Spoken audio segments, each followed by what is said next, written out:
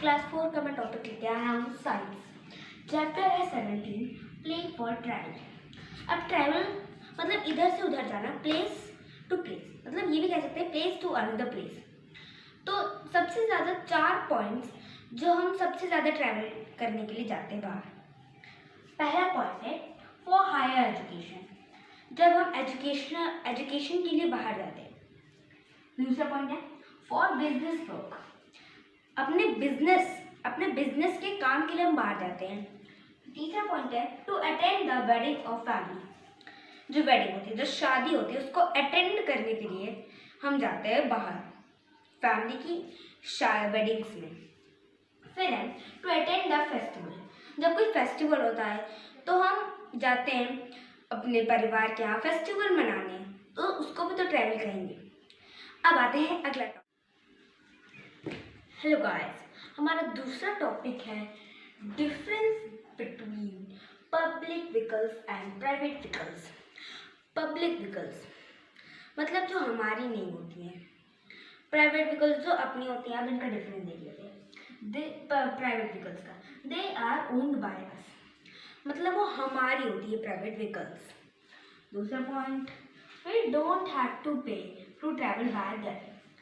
हमें पे का मतलब यहाँ पर है टू मनी देना, हमें मनी नहीं देना पड़ता है इस पर ट्रैवल करने के लिए, क्योंकि वो हमारी होती है।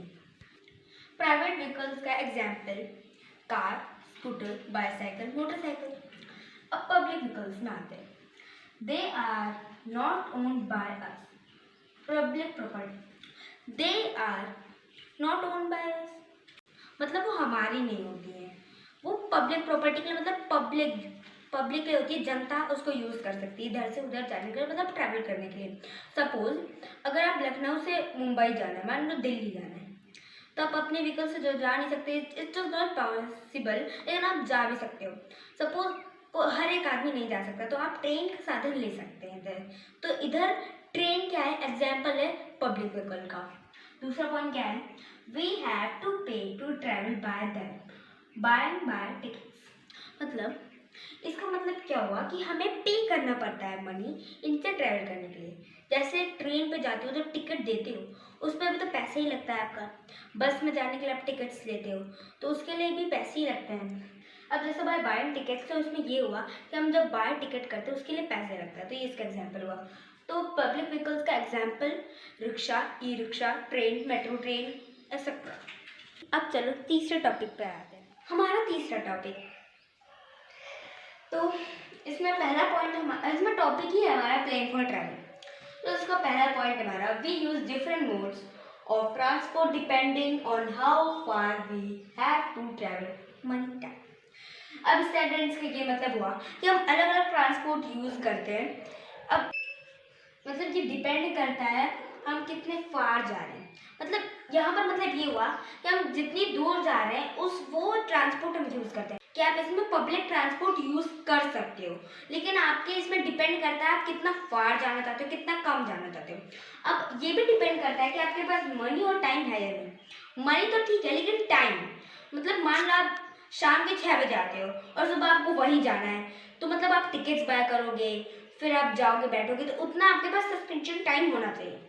फिर दूसरा पॉइंट है, we need to buy tickets to travel on public transport, मतलब हमें टिकट्स बाय करनी पड़ती हैं to travel in public transport, हमें ट्रैवल करने के लिए पब्लिक ट्रांसपोर्ट में टिकट्स बाय करनी पड़ती हैं।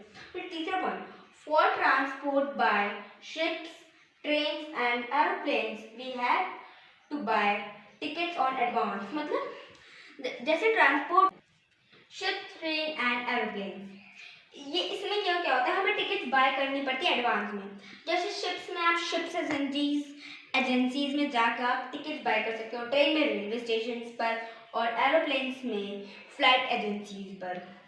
इन तीन पब्लिक ट्रांसपोर्ट में मैंने आपको बता दिया कहाँ जाके आप टिकट एडवांस में ले सकते हो।